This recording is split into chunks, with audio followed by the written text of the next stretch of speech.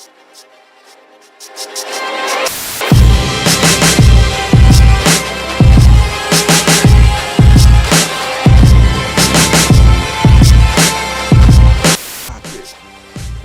got one more after this, guys, and then we'll go into the open discussion. Oh yeah. So if y'all got something y'all want to talk about, put it down in the YouTube chat. And yes, Keisha, I am kind of being petty. It's okay.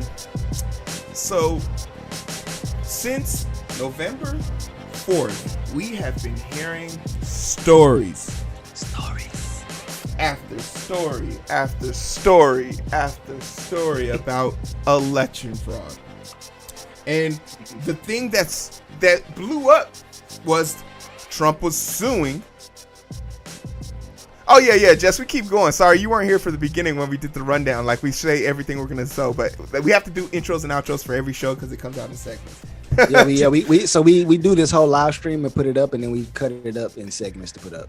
But basically, there's been 48 cases that have gone before judges, and 48 cases have been struck down by judges. Some Republican, some federal, some state, but all in all, Trump's brigade on trying to get election fraud, and I'm not saying election tampering, election fraud, because tampering has happened, but fraud has not.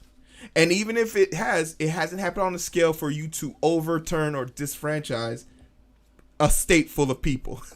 Let's just keep it real. So what we do have now is the first example of election fraud. But it isn't the election fraud that you're thinking of. It's not the election fraud of the November 3rd, 2020 election. It's for the Georgia runoff race. And with this caveat, I'm going to give you guys proof right here on the Identity booth. Breaking news of election fraud for the January 5th, 2021 election. Are we ready for this, Eric? Are we... We ready, man. Can we? Okay, let's cue this up. If we lose the Senate on January 5th, I have it on the wrong channel. In Georgia, we will become Venezuela. We will make Venezuela look like a shining star on a hill. It's that bad. And you all know it, and I'm certainly aware of it. We've seen it happen down there, and we are about to see it happen here. If we lose the Senate, they will pack the court. They will make Puerto Rico and possibly Washington, D.C., although under the Constitution, I think that Congress is supposed to, but whatever. They don't care. If they have all three houses, if they have both houses of Congress and the presidency, it's no holds bar. They do whatever they want, and they take your property. They take all your rights. They take any guns that you ever hope to keep, and they take everything else. We have to win on January 5th, and I will invite each and every one of you to be my roommate in Georgia. I'm moving to Georgia. I'm changing my voter registration right now, and I'm inviting 2 million people to be my roommate if they want. We'll make room for you at the dinner table, but we have to win that election in Georgia. And so I'm moving to my brother's house in Hiram, Georgia, and I'm registering to vote. And we are going to win that election in January. And that's what needs to be done. If you don't want to do it, fine. You might as well move to Venezuela now, because get used to that lifestyle, because that's what's coming. We absolutely have to hold the Senate, and we have to start fighting back. And we have to do whatever it takes. And if that means changing your address for the next 2 months, so be it. I'm doing that. I'm moving to Georgia, and I'm going to fight. And I want you all to fight with me. Okay. Yeah, that sounds like Andrew Yang saying. It sounds like Andrew Yang, except less annoying. Okay. Well, more annoying. It's more annoying. This guy, his name, this is an attorney. His name is Bill Price. He's from Florida, and he is talking to a Florida, I believe Tallahassee Republican safe haven group that is designed to help with elections out in Florida. And he, as a person, as an arbiter of the law, who understands law better than me, but apparently not really, just told a room full of people on camera and let himself be recorded how to commit election fraud.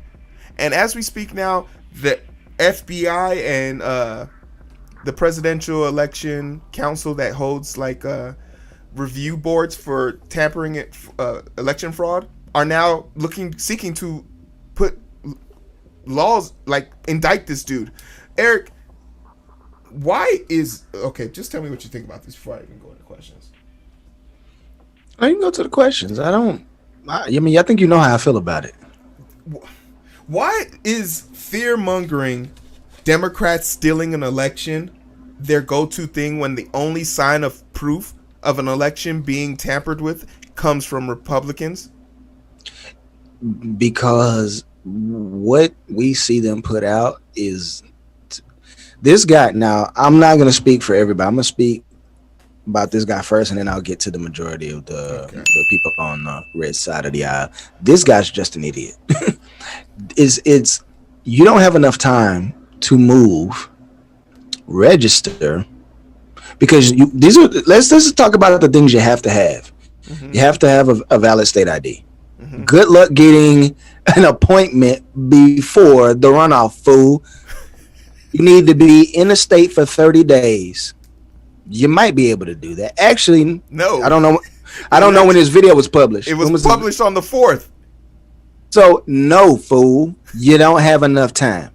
Then you have to have a physical bill in your name so that you can get your ID. But you won't have that, fool, because you won't have enough time to get all that stuff mailed to your house after you get it set up. So you're not going to be able to participate in this election. Number B, you voted in Florida. Then you picked up and moved to another state and registered to vote in that state. It looks very fishy to me. If I was counting these ballots, I would pull a Trump and say, hey, man, that vote's not validated because this guy voted in Florida in a general election and then moved and voted in the state runoff. That's fraud. At the very least, it's tampering. It's inappropriate. The thing that baffles me is that he's sitting here telling you that if you don't do this, if you don't commit a crime, your country's going to dissolve into Venezuela. One, Venezuela's doing all right. They had some rough patches, but trust and believe, they're not out here telling their people how to cheat an election. Trust and believe that they're not downplaying the fact that the biggest stain of this election will be the relentless, unforgiving, pessimistic, baby-like nature from his Twitter finger-like hands, constantly degrading and trying to disavow our election, the democracy, the only thing we can hold on to at this point. Him not honoring that as a legal mind is mind-boggling in itself. Why is it mind-boggling? Because this is the Trump effect. To get someone who should be responsible and have the knowledge to know better, this is the Trump effect. This is how he gets people like him to fall for his shit. But again, it's ingenious marketing. If one thing I can never say about this guy is it's excellent marketing. See, here's the deal. Trump knew going into this election, one of two things were going to happen. Either he was going to lose horribly or he was going to lose by a small margin. He knew those were the two biggest possibilities. In his mind, he's like, yeah, I can still win. But again, what is Trump famous for? We said it all election cycle, solidifying his base. Think about it. He got 10 million more people to show up for him in this election. In his mind, he's like, yeah, I may lose this one, but he's anticipating 2022 being a disaster for the Dems, him running in 2024 after getting 10 million more people to vote for him, further solidifying his base and praying that the Dems just fumble the entire way, which will lead to a landslide victory for Trump. The only thing that I have concerns about is this whole election fraud crap is going to backfire in his freaking face. Oh, it's going to backfire in his freaking face. And if he gets arrested, he's already lost. He's going to be disbarred and everything. Yeah. Yeah. The thing, and of course the fear mongering with the gun. They'll take your guns. They'll take your rights. They'll take your everything. It's just too much to handle at this point. Like, even the person who recorded this and put this out there, because it actually showed up on his Facebook page. He was brave enough to put it on his Facebook page, and then stupid. He deleted his channel. But I mean, that's stupid. The guy. Let's get to some of these comments. You know why? Because somebody young, because somebody young like us said, "Hey, bro, that's a stupid idea," but too late. I already got it. Yeah, it's just actually we did have someone actually sub. We just got one new subscriber. Because it went from 244 to 245, but I don't know who it was. But this person, I don't know how to say this name. How do you say this name? Yeah. Jay, whoever you are, you're cool. Thanks for joining.